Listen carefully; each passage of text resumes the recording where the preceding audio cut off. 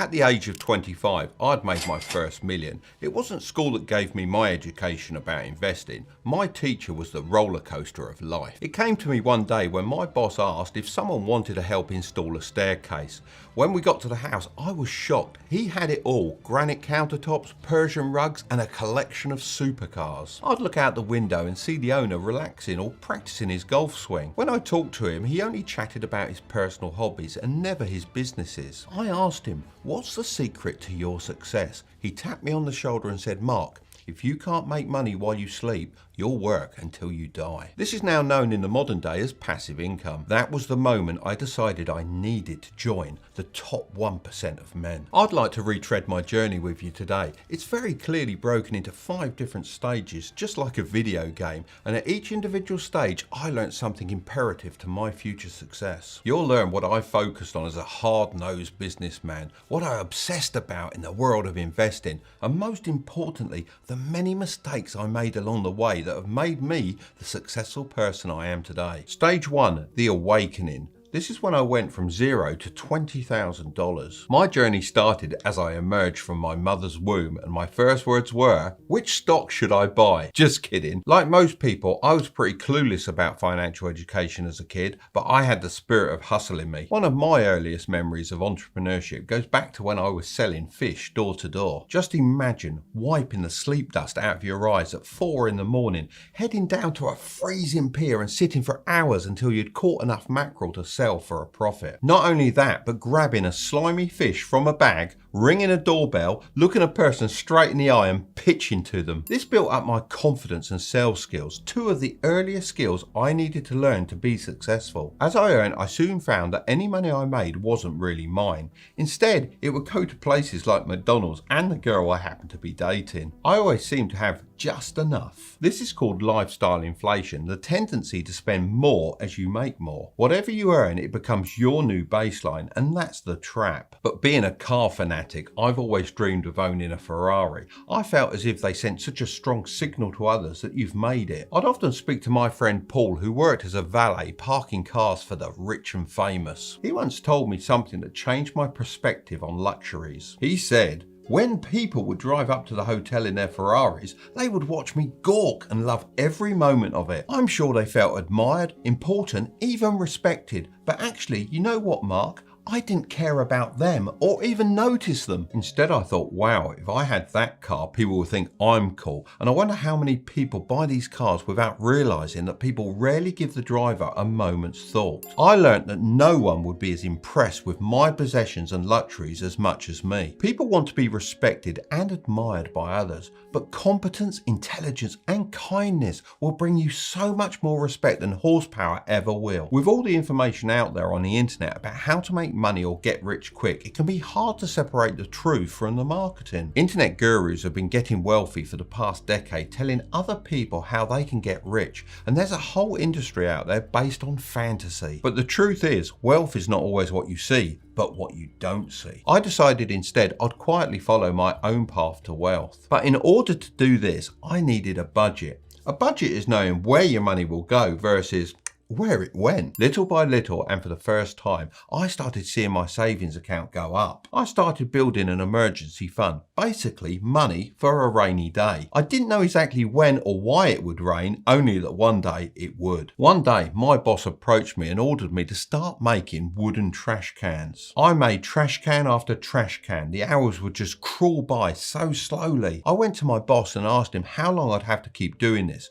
"Until the orders stop coming in, which is probably never," he said, and I felt so deflated. Although I was saving money, I didn't feel passionate about what I was doing, but I wasn't thinking big enough. After all, I didn't care about luxuries, so why would I need more money? Then it hit me. I realised that control over your time is the greatest thing money can buy. If I had passive income, I could spend my time doing the things I really loved. The problem is, it takes a lot of time or money to start making enough passive income to become financially free. We spend thousands of hours every year working in the pursuit of money, so I asked myself, what was I truly passionate about? I had a burning passion for radio control models, and I noticed many people in this industry were making a lot of mistakes. I saw the true potential and the ways that I could improve on what had come before me. I once read in a book that if you could identify a problem and you had a better way of doing things, you could turn it into a business. Stage 2, the hustle. This is when I went from $20,000 to $100,000. So I got to work. I was so excited about my business plans that I shared them with a close friend and confidant. And to my shock, the unimaginable happened. He stole my idea and set up my entire business for himself. But before I get into that, first I'd like to thank today's sponsor, Public.com. Let's be honest, 2022 has been a pretty volatile year for the stock market, and that's exactly why our long-term sponsor, Public.com, wants to help you become a better investor. On Public, you can invest in individual stocks as well as ETFs, all the while learning from notable investors, analysts and top CEOs with their optional social features and town halls. My favourite thing about Public is they don't participate in payment for order flow by selling your trades to market makers,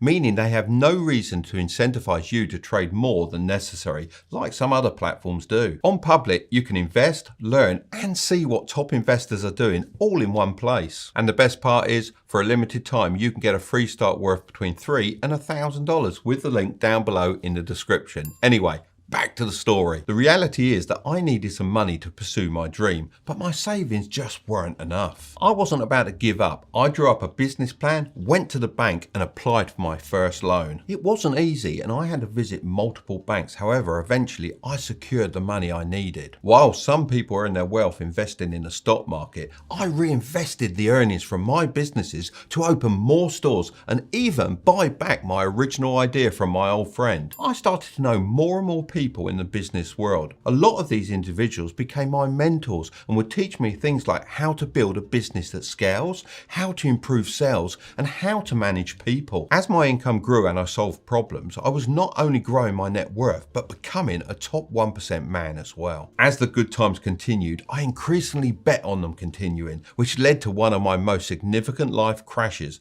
and moments of despair. I remember it like it was yesterday, walking into the shop that I had initially started to give my father a job in his later years, and instead of being greeted by the magical emporium filled with all the toys that I could have only dreamed of having as a kid, I was met with a smashed roof, empty shelves and my products laying broken, thrown across the floor. This hit me so hard that the memory has been seared into my subconscious and I sometimes still see it when I close my eyes. You may think, it's all right, Mark, I know you, I bet you had insurance, everything was okay and you bounced back. Well, in fact, I'd grown so fast and I was making so much money that not everything was correctly structured within my business. Although we were insured, I'd forgotten to update it with all the new stock that we'd acquired since the opening of the store. But the disaster doesn't stop there. It gets even worse. I got a phone call a few days later and one of my staff informed me that another 2 locations had been hit. Luckily, one of these attempts was unsuccessful on my flagship store as they couldn't break through the door. However, they'd driven a truck straight through the side of the store that was responsible for serving the entirety of London,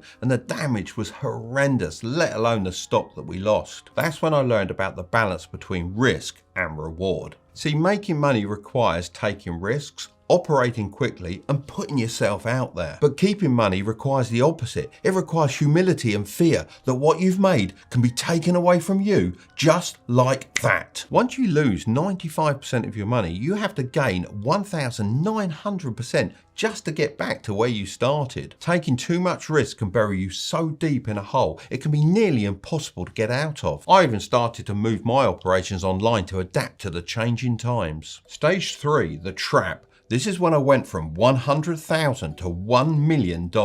I realized that one of the biggest problems people face is when they turn their passion into a vehicle to accumulate money. They are now reliant on it to fund their lifestyle, leading to their passion becoming their prison. I mean, the biggest bottleneck in my business was actually the business owner, me. As the business got bigger and as we tried to move it online, so did the number of problems, complaints and things to worry about. It always seems like as soon as I solved a problem, another one would soon follow. Don't get me wrong, owning and running a business is great, especially if you're passionate about it. But it isn't as easy or as passive as a lot of people make it out to be. I've read a lot of books on investing, studied the techniques of Warren Buffett, and come across John Bogle's book about common sense investing. It shocked me when I learned that 80% of active fund managers actually underperformed the S&P 500 index. Diversification is important, and by investing in the S&P 500, which is a basket of 503 stocks, I could earn a steady growth that grows along with the US economy. My goal was to have enough money in the S&P 500 that in the worst case scenario, I could withdraw up to 4% per year in order to live off my investments while still growing my portfolio. By sticking to my guns, I was able to avoid suffering from the internet stock crash of 2000. Early on in my journey, I learned that the losses felt massive, whereas the profit seemed so slow. There's an old saying, stocks rise like an escalator and crash like an elevator, and this couldn't be more true. I kept dollar cost averaging and adding to my stock portfolio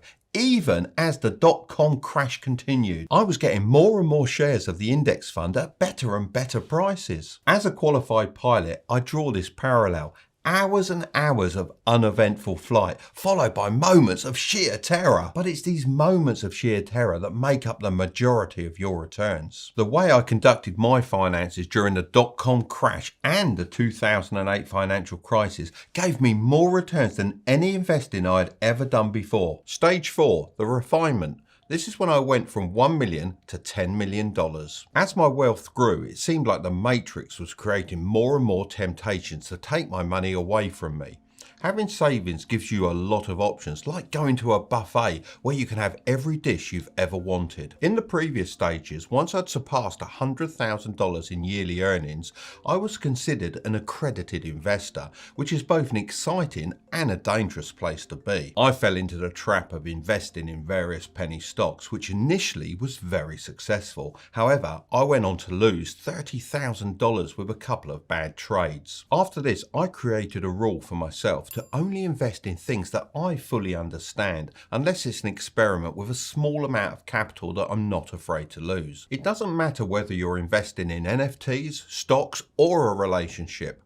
I learned to always do my homework and take the time to understand every opportunity. The thing I understood more than anything was my business. I wanted to really push forward, so I flew out to America on a bit of a whim to see a friend on the promise that he would help me to restructure my business from serving customers B2C to servicing other businesses B2B as well. He taught me that by focusing on selling to businesses, I could increase my numbers without having to deal with so many people. This is known as the 80-20 principle. I learned that I could focus on the 20% of things that produce 80% of my income. I traveled abroad to China and Japan, where I learned about the idea of lean manufacturing, which I related to my everyday life. I started cutting anything unnecessary out of my business and personal life, so I could focus on what gave me the most meaning and results. Through this, I'd finally achieved multi-millionaire status, but it felt kind of empty, and that's when I had a revelation that changed my life forever. Stage 5, the revelation. This is when I went to $10 million and beyond. This brings me to where I am today. I thought about which investments were most important to me in my life, and I realized it was the relationships with my family and friends. You will be the same person in 5 years as you are today, except for the people you meet and the books you read. I started thinking about how to pass the torch, and I taught my son Curtis about finance. We started this YouTube channel together as a way to educate the younger generation from the perspective not of some rich influencer, but as a guy who did it with passion and a bit of elbow grease. I started spending more time enjoying the little moments, appreciating what I have and what I've worked for, and fostering quality relationships. The final stage for a lot of people later in life is philanthropy. Some people like Bill Gates start foundations, others like Ray Dalio write books. This is my form of giving back. When I reflect on my journey getting here, I'm proud of everything I've done. I still hustle hard, but what is really meaningful to me is being able to share my knowledge and inspire a younger generation to go after their dreams and achieve success. So I'm going to leave the next video right up there, but don't click on it just yet. Make sure to subscribe if you want to grow your wealth, okay? I'll see you over there.